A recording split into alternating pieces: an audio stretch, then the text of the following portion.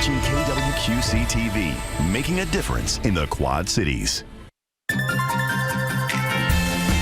Live from the Quad Cities, with Morgan Otier and Kyle Keel, this is Quad Cities Live. You are watching Quad Cities Live. Thank you so much for joining us. I'm Morgan Otier. Throughout today's show, we are highlighting the incredible work of Birdies for Charity. This innovative program has helped raise millions for regional charities since 1971. And this past year was record-breaking.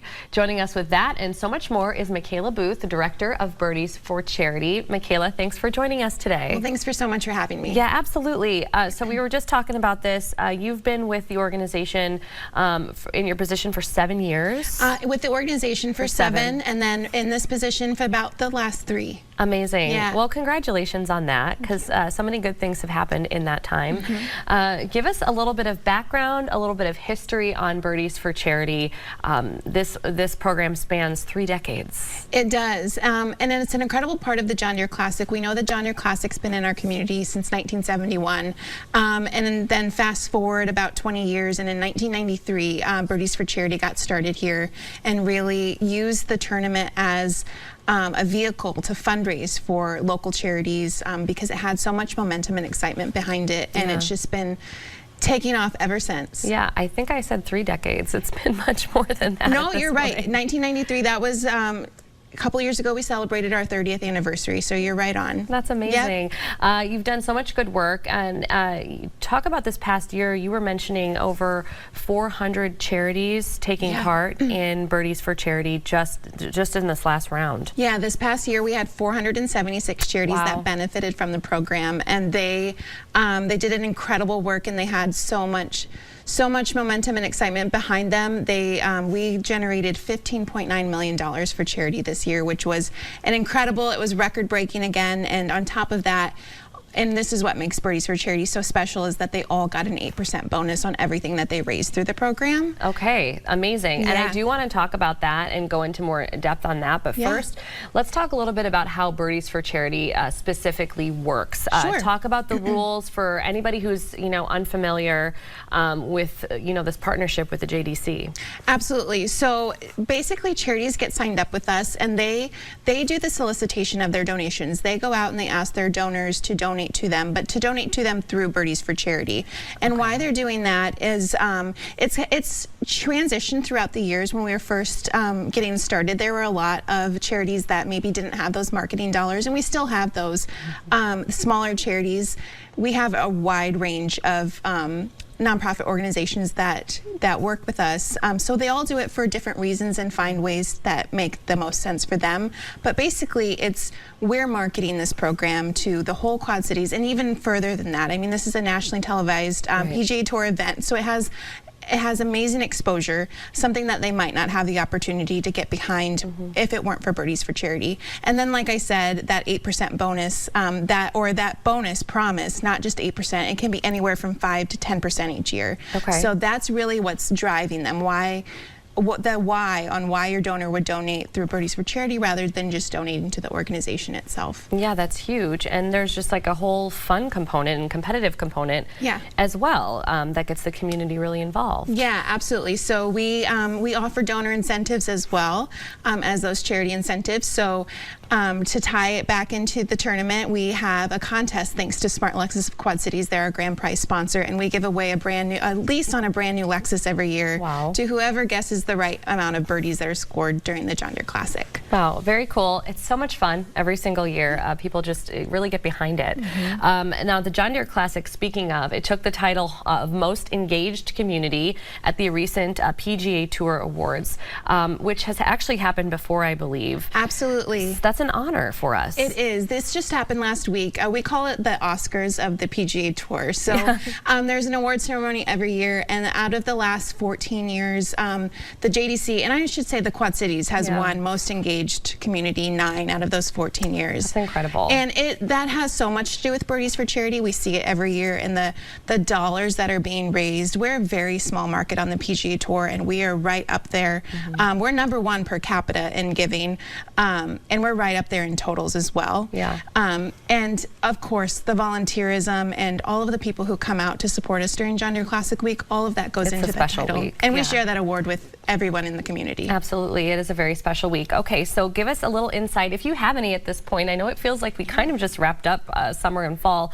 What's planned for 2025 and how you keep that momentum going, because it seems like year after year, you guys just topped the year before that, and it's been incredible. Yeah, absolutely. Like I said, it's every year we look back and we think, how could we possibly top last year? And then it happens. Yeah. So we're trying to be forward thinking in that, and we're never surprised at when that number comes in. We just need to be very strategic, and you'll see some new and creative ways on building our bonus fund in this next year, because that's become our top priority in making sure as that number of pledges grows, which it continues to do, and we're not expecting it to go the other way. Yeah. We need to keep that bonus fund right there with it, so the charities get even more bang for their buck and have so much more money to put into our community and the missions that they serve. Absolutely. Well, I would of course encourage anybody to try and learn more about the Birdies for Charity program, and if that is something that you want to do, just make sure that you visit the website, which is birdiesforcharity.com. You will find everything you need to know on that website, including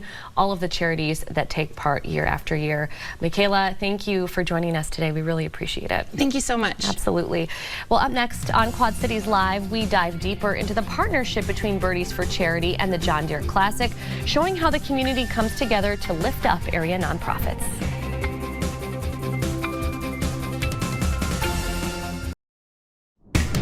You're watching Quad Cities Live.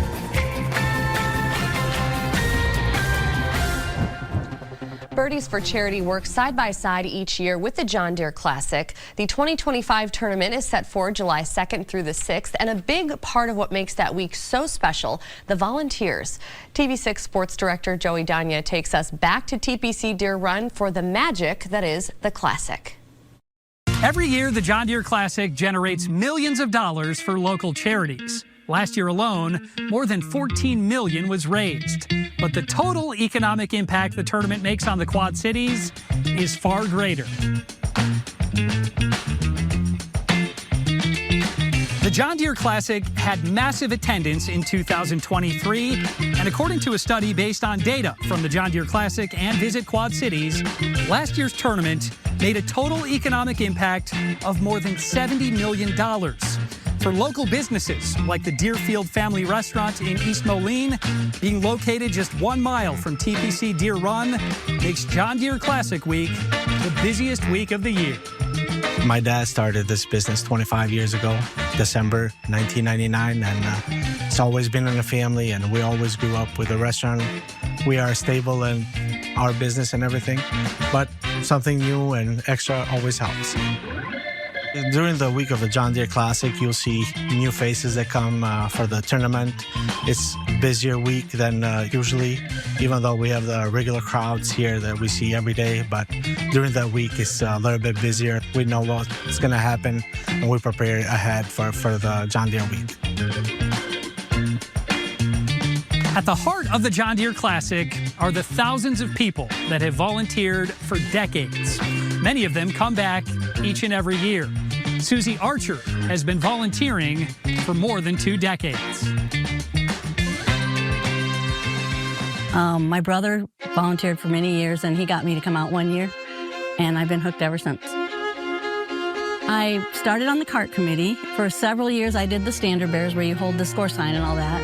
That was a lot of fun. I did both committees for several years, and then when I became a committee chair, then that's all I do is the cart committee now. I like to be busy, and I think that helps keep me young, because I'm not young anymore. And, you know, I like to be around people, and I like to, you know, use my whatever little skills I have and help others. You know, that's why we're here, I think, you know. The John Deere Classic, people that work and volunteer here are like a family, and getting to see them every year is just fun. Another longtime volunteer at the tournament is a face TV6 viewers know well.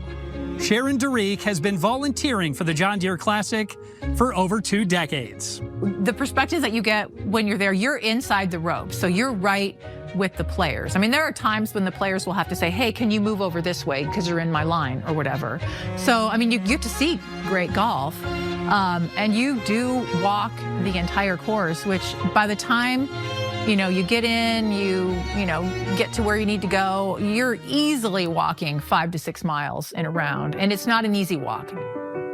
That's pretty fun. When I was a standard bearer, I like to walk with the golfers and do that kind of stuff. And I've had my picture with a few of the golfers, and that's pretty fun. And when Bill Murray was here, Bill and I caught eyes, and he came over and chatted with me and gave me a hug and a kiss. So yeah, that was a favorite story.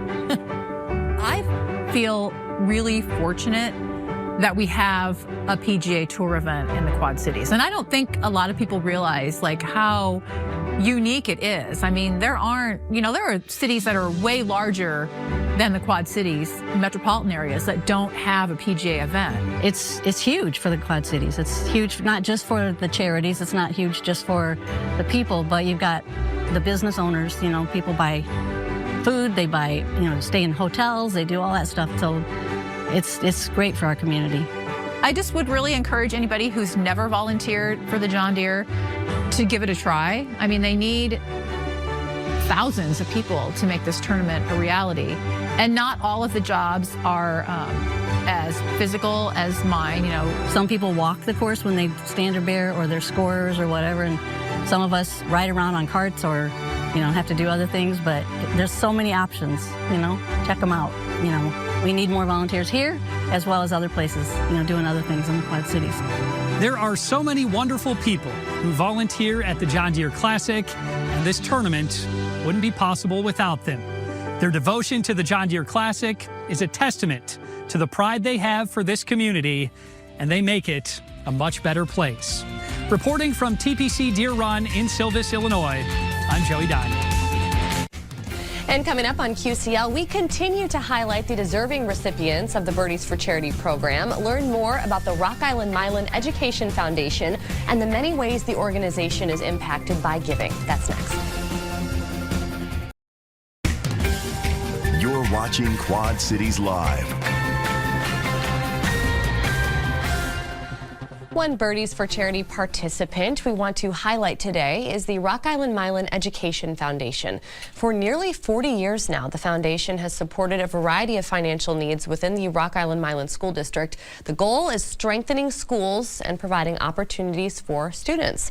And here to talk more about that is Manta Ponsetto, the Executive Director of the foundation. Manta, thank you so much for being here today. Thank you for having me. We are so looking forward to learning more about the organization. Sure. Now, the Education Foundation really is the single largest provider of scholarships to Rocky students. Correct. So talk a little bit about that support specifically and what that has meant to families over the years. Well, it's an amazing amount of support that we receive from alumni, families, businesses, etc., who give generously to these scholarships. We have, at this time, we have 51 separate named scholarships. Wow. And they give 80 different scholarship opportunities to our students. Amazing. Along with that, we have our Austin Academic Achievement Awards, which also give scholarships as well. So it's every dollar helps. Absolutely. And let's talk a little bit more about that. So beyond the scholarships, there are so many other avenues and ways that the foundation helps. So let's go through some of those different initiatives and programs and things like that. You just mentioned the Austin Academic Achievement Awards. So those are a type of scholarship program. Then there's the Prime Grant Program. Yeah, that is huge. At the beginning of the year, teachers and schools and the district itself has applied for grants ranging from $1,500 for a teacher grant on up to $5,000 for something that may be district-wide. this year we gave over $250,000 in grants to our teachers in schools. Wow. So a lot of assistance, but that is due to, again, tremendous support from our community. That's and a amazing. little bit of help from Birdies. Yeah, absolutely, which of course we'll get to in just a minute. Entrepreneurship and enterprise class. So this is something that high school students within the district can experience? Correct. And this is a class that came out of one of the areas in Barrington, one of the schools up there. Okay. We brought this classroom experience to our students, and it is an entire class from the entrepreneurship, from idealization to product. That's amazing. And they have to give pitches. So just like you see on the show, Shark Tank, the students are giving pitches at the end of the year. We give a cash award that can either be used to further that business, or they can use it for scholarships. Amazing, yeah, and what an important skill to have. Yes. One that oftentimes you don't even get until you're an adult or Right, in college. And then we have the scholarships in that, and there are a variety of ways to give as well. You kind of touched on that when you talked about all the different named scholarships, but kind of remind people there are so many different avenues and ways for them to give to this foundation. Correct. Yes, people can go online to our website and they can give that way. We also send out newsletters. We have a one at the beginning of the year, one at the end of the year to kind of wrap up everything that's been done. Okay. They can give through that. And then we also do appeals. So we have an Austin Academic Achievement Awards appeal. We have a year-end appeal that gives a full report on everything we've done, all the dollars we've raised, and where it has gone, most importantly, how it's helped the students. Yeah, people love to really love to see that. Well, of course, another way to give is through Birdies for Charity, which is, really what we're putting the spotlight on with our show today. So just talk a little bit about the impact of that annual program. You did an appeal as well for the past year for that, and it was with the Prime Grants, which is what we just talked about. Yeah, so we found that Birdies has been a tremendous way to reach out again to our donors, and another way to touch them throughout the year. And we have donors who give their annual donation to the foundation through Birdies. Others who give to, we started an endowment fund, which specific district initiatives, and they can give to that. And then one of the things that has worked very well is each year we target some different aspect or some different program. So it could be technologies, it could be literacy, could be the EL program, teacher supplies, and then this year we focused in on Prime Grants. And that way those who have already given may say, hey, I'd like to give a few more dollars for this directive. I can really get behind that and be passionate about it. When there's a focus, it can really help a lot of times. Yeah, amazing. Well, if you want to learn more about the Rock Island Milan Education Foundation, all the different ways that you can support it, just visit the website on your screen. It is rimef.org. Manta, thank you for coming on the show today and just telling us all about the foundation. Oh, thank really you so much. Yes, thank you very much. And much more to come as we continue this special edition of QCL. We're highlighting additional Birdies for Charity recipients like Habitat for Humanity Quad Cities. And later, another nonprofit working to serve the community with help from Birdies for Charity. Learn more about a partnership between John Deere and Riverbend Food Bank.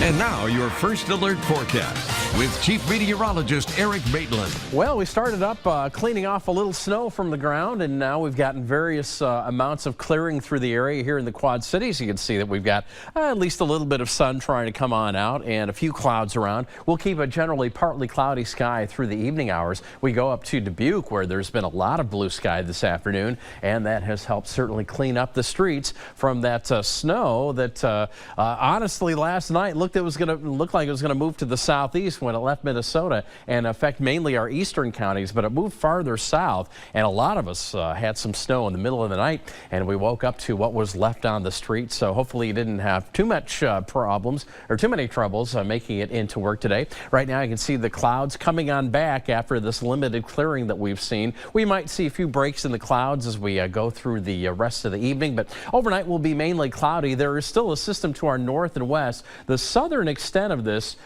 is breaking breaking up, so we're not really anticipating anything in terms of snow. If any of this survives, we might get a flurry with the cloud cover overnight. But again, as we look at our temperatures, get ready for the coldest of the week ahead, and that means lows in the teens tonight and highs only getting back to the mid and upper 20s tomorrow. And there you can see the smaller numbers, those wind chills. Overnight lows in some areas farther north that got a little bit more snow last night could be in the single digits. Right now we're at 30 in the Quad Cities, 30 in Sterling and Rock Falls with 31 in Princeton, 27 in Mount Pleasant, 28 in Maquoketa, 27 in Galena. That wind coming in from the north-northwest now at about 5 to 15. So our wind chills generally in the 20s, a few teens already, and these wind chills will drop to the single digits in some areas by morning. Here's 6 o'clock tomorrow as we kick off our Saturday. A cold start to a cold day. As far as our skies are concerned, again through the evening, a little bit of clearing, but we'll see some cloud cover move through overnight. This model indicates some fog trying to form. That's what all this is here, that gray on the map. Not so sure that's going to happen, but we'll keep an eye out for that. Otherwise, as we go through our Saturday, we're mainly sunny with clouds starting to come back in for Saturday night into Sunday. So our lows tonight, again, mainly teens, but you do see some single digits off in the north, and that might allow for some refreeze. So if you're driving anywhere later this evening into tonight or early tomorrow, we have that threat for some black ice. Put some extra space between you and the other cars and approach those stops carefully and slowly. Give yourself a little bit of extra time because, again, we're melting that snow, and that will likely refreeze overnight. As we get into our Saturday night, more clouds, get into Sunday and more sun, and that south wind will actually get our highs pretty close to 40 degrees as we start our Monday. There is a slim chance for some rain moving through the area, but again, we'll still be on the mild side. Get ready for a lot of 40s as we go through next week. And Christmas, we might even see another chance for some rain. We'll have more about that today at 4, 5, and 6. All right, Eric, thank you. Another Birdies for Charity participant we are putting the spotlight on today is Habitat for Humanity Quad Cities. This nonprofit organization is celebrating more than 30 years serving people in need across Scott and Rock Island counties. And here to tell us more about Habitat for Humanity QC is Rebecca Cantu. Rebecca, thank you for being here today. Thank you for having me. Absolutely. Okay, so let's talk a little bit more about the mission of the Habitat for Humanity organization right here in the Quad Cities. So we're a community-focused organization that builds strength, stability, self-reliance, and shelter. So we do that through 3 affordable housing programs. We have our home ownership program, a home repair program, and an accessibility grant program. Okay, so talk a little bit about each of those programs. I think unless people have worked directly with Habitat, they may not realize that there are a variety of programs that are out there to help people. Yeah, so our most well-known program is our homeownership program.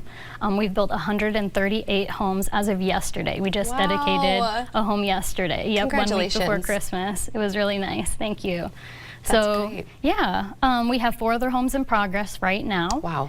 Yep, and we have a handful of home repair projects in the Central City area of Davenport.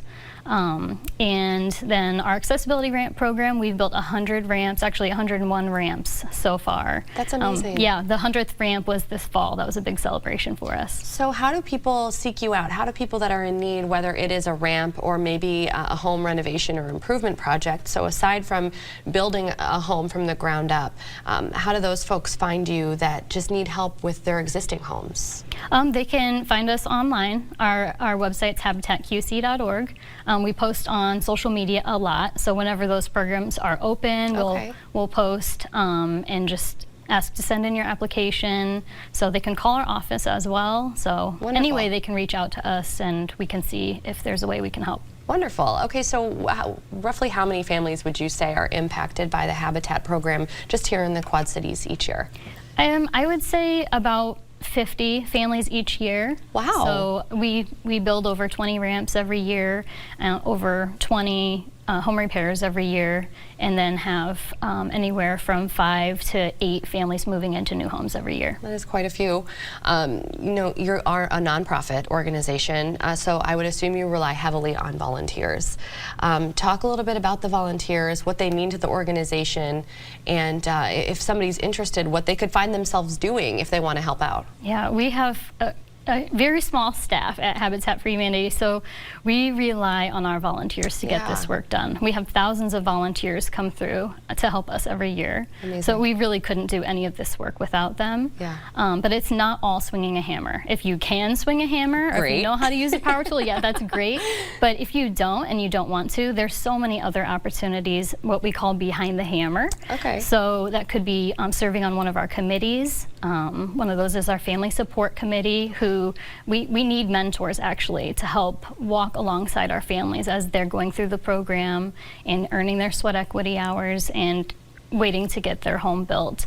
So there's so many different opportunities. Also, our Restore utilizes a lot of volunteers to keep donations processed and keep those sales going, because those sales support our programs as well. Lots of opportunity there. So what are some of the ways that we can give to Habitat for Humanity beyond volunteering our time? So we have different fundraising campaigns throughout the year. I know we're here to talk about Birdies for Charity today, and that is actually our second largest fundraising campaign of the year.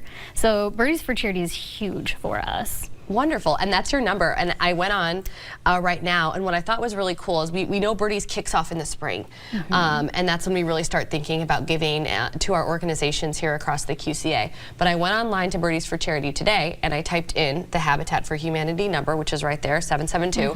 You can give right now. Yes. You can do this year-round. A lot of people don't know that, but you can donate year-round through Birdies for Charity. And the benefit of that is that that donation will be matched by a minimum of 5%. And this past year it was 8%. So if you want your donation to just go a little bit further, that's a great opportunity to do that. This is a great program, and especially with that bonus fund and that matching, it can go a long way, and I'm sure helps all of you working there for Habitat in numerous ways. Yes. Wonderful. Yeah, what's great is the funds are unrestricted generally, so we can apply that to any of our 3 programs and make sure that it's doing what it needs to do. Well, that's great. Well, thank you. And if you are watching right now, you want to learn a little bit more about Habitat for Humanity Quad Cities, or if you want to sign up to be one of those volunteers that Rebecca was talking about, visit the website you see right in front of you. That is habitatqc.org. Rebecca, thank you for joining us on the show today and just telling us all about the organization. We appreciate it. Thanks. All right, up next on QCL, fighting food insecurity, how one Birdies for Charity participant is stepping up to eliminate waste and get food to the people who need it most.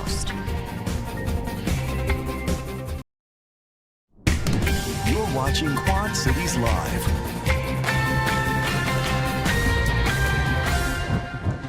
One of the many Birdies for Charity recipients is Riverbend Food Bank. Even though crop and meat production has nearly doubled over the last 20 years, the number of people going hungry is growing.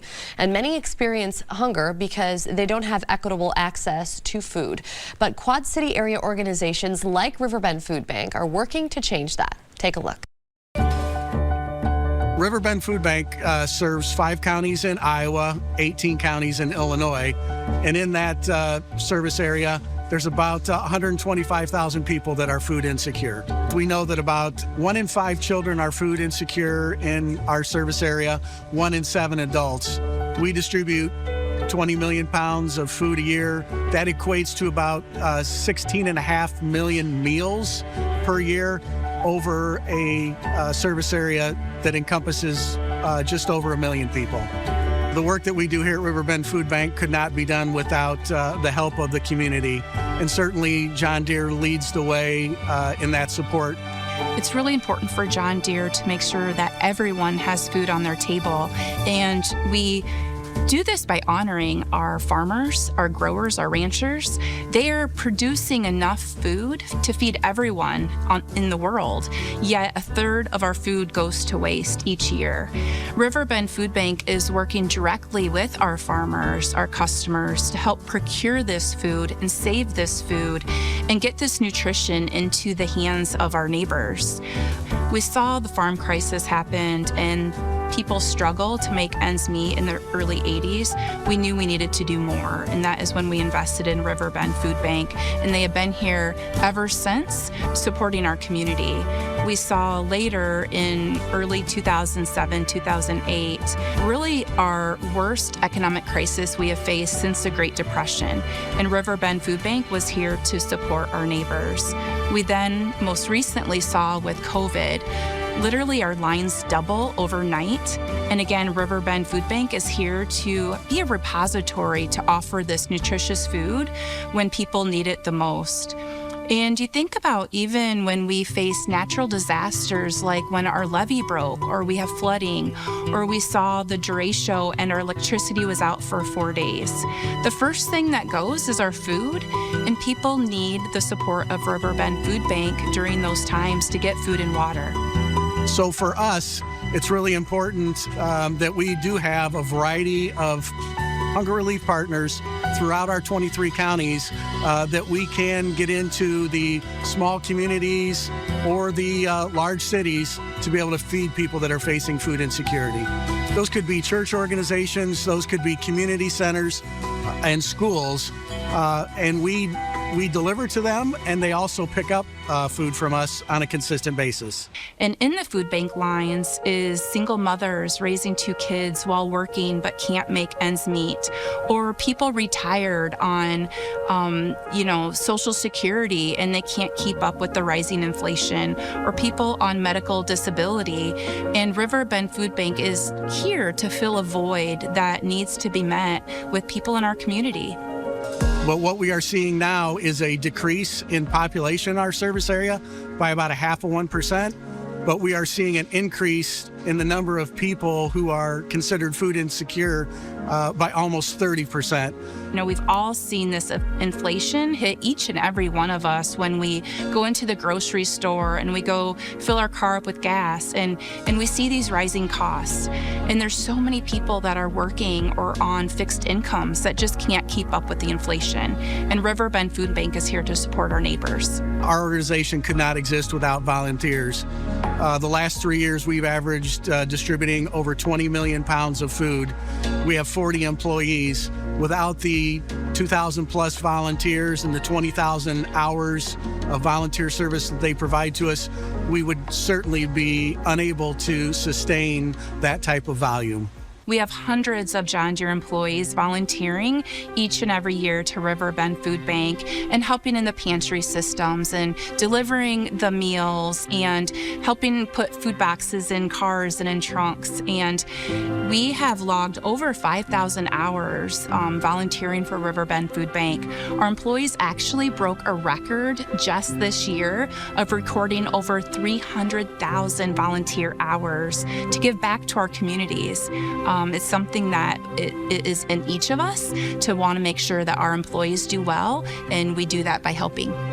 And when you think about John Deere, the man John Deere himself, he helped start the YMCA in our headquarters community. He served as the mayor of Moline. He was an outspoken abolitionist, and he really instilled in all of us as John Deere employees this sense to give back to community. And I would like to think that he would be really proud of our efforts today to help end hunger and give back so generously here in the Quad Cities. When you talk about a community that cares for one another, you're talking about the Quad City community. Whatever the situation has been, whenever we have asked, whether it's individuals, corporations, or community organizations in the Quad Cities, the response has always been yes. We want to support Riverbend Food Bank. We want a healthy, well-functioning, supportive community to live and work in. So for 187 years, John Deere has been committed to helping end hunger, and we have been here in the Quad Cities, and we look forward to continuing that journey and working with Riverbend Food Bank and our nonprofits. Coming up next on QCL, a closer look at this record-breaking year for Birdies for Charity, a program that's been raising money for area nonprofits for more than 5 decades.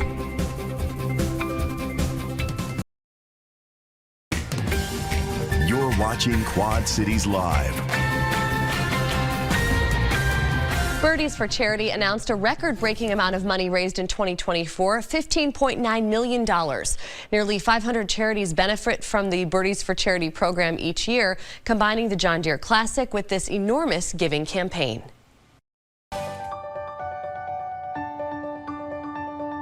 Well, I think the John Deere Classic is a staple event here in the Quad Cities that's been here for 53 years. You know, tournament week, you look around and there's so many great memories that are happening out here. You see families come out here with their kids, and it's just so fun to be able to open our gates and welcome people, whether you're a golf fan, whether you're a fan of festivals, whether you're a music fan with these concerts that we've done for the last 2 years, and really just, you know, be a staple of the Quad Cities summer. John Deere signed on as title sponsor in 1997 and ultimately was one of the greatest things that ever happened to this event. The John Deere Classic is our premier sponsorship. It's an event that all of our customers and dealers look forward to attending every year. It's a must attend, and the impact that it has on this community is unbelievable. We've done a recent economic impact study where that impact is close to $70 million. Those folks are eating out at our restaurants and going to our community businesses and small businesses. We've won most engaged community on the PGA Tour and what we will call the Oscars of the PGA Tour. We have an award ceremony every year and consistently win most engaged community. So everybody kind of sees how much this community relies on, enjoys, and just supports this tournament and everything that it does. Birdies for Charity is the charitable arm of the John Deere Classic. So every year we have a nationally televised professional sporting event that comes to town, and Birdies for Charity really uses the momentum and excitement surrounding that to cultivate and leverage that to fundraise money for the nonprofits in our community. The Birdies for Charity started here in 1993. We celebrated our 30-year anniversary of the program last year. It's really a contest to guess the number of birdies that are made throughout the John Deere Classic, and we have a great sponsor in that program, and Smart Lexus of the Quad Cities. We're able to give away a 2-year lease to one lucky pledge winner who guesses the right amount of birdies. So Birdies for Charity got its start by taking proceeds from the tournament. So every extra dollar from a ticket sold or from a dollar you spend at the hospitality or refreshment stands, all of that goes to the bottom line revenues of the tournament. And those revenues then become part of the bonus fund. And that's what provides a match for the annual Birdies for Charity program. And so charities are guaranteed at least a 5% match on all the pledges that are made through the Birdies for Charity program. In some years, it's been as much as 10%. And so it just depends on the success of the tournament, and that's why we encourage the entire community to come out and support this world-class event. The Birdies for Charity program launches in the spring of every year, typically in April, and then we accept pledges through the beginning of July, through tournament week, essentially. And then we spend the next couple of months looking at the tournament performance to determine the balance or the bonus that would be available to provide in the form of a match to all the charities who have pledged through the Birdies for Charity program. We have almost 500 charities that participate with us, and I love getting to know the work that they do, getting to know the people that work for those organizations and what they're doing for the people of our community.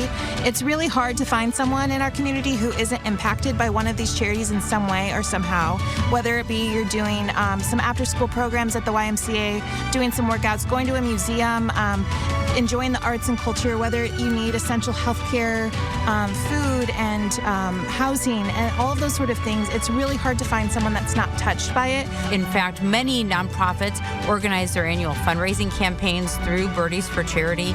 You have Little League teams who are signing up for, support through Birdies for Charity. And so you're supporting all kinds of nonprofits, regardless of the size. In fact, I think you'd be surprised to hear that many of the nonprofits are smaller nonprofits that are just doing great work right here in our home community.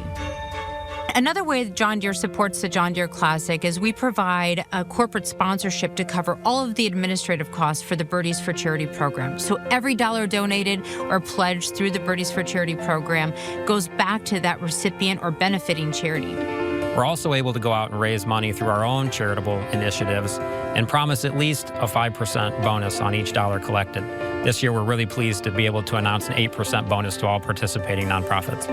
So we were fortunate enough to celebrate Birdies for Charity's 30th anniversary last year in 2023. We're going to reach over $189 million since the John Deere Classic started in charitable giving that it has contributed to the community. 98% of that has happened since John Deere signed on as title sponsor in 1998. Anytime we get to October in our business, it's just a special time for our group. This is one of our favorite days of the year, right? It's the time when you can see the success of the tournament, what the tournament truly means means to our community and to the many nonprofits we support. We consistently raise number 1 per capita in charitable contributions and number 3 in total contributions, and that's really something the whole community should be proud of, because we're a very small market, probably the smallest market on the PGA Tour. We're up against some pretty big cities, and we're right up there with the competition. So in the last couple of years, we've had some really exciting times. We've had 3 back-to-back years of record-breaking charity numbers that we were able to announce. Being able to celebrate all of our 470 plus nonprofits as well as all of our donors that day is just a really unique experience for us, and it's something that we're really proud to be a part of. We have so many great people who are just so giving of everything that they have and whatever they can to make our community better, and I can't think of a better place to want to live and be a part of a community. It's a community that understands volunteerism, understands charity work, and those are all at the core of what the John Deere Classic stands for. So to be in a community that's large enough to have a diverse population, but also small enough to have that small hometown feel, I think it really sets us apart, especially from all these other markets on the PGA Tour that, you know, they may be playing in LA or Boston or wherever that has that big city feel. You know, right here in the heart of America, we've got an amazing PGA Tour event that's happening each year. You know, I could not be prouder to be a Quad citizen the week of the John Deere Classic. It's incredible how the community shows up and supports this event, whether they're volunteering, whether they're just here as a fan, whether they're pledging support for their favorite charity. It is incredible to see the Quad Cities on a world stage and full display, and we couldn't be more proud to have the event here in the Quad Cities. To learn more about Birdies for Charity and ways to give, visit birdiesforcharity.com. Thank you so much for watching. Your local news at 4 is up next.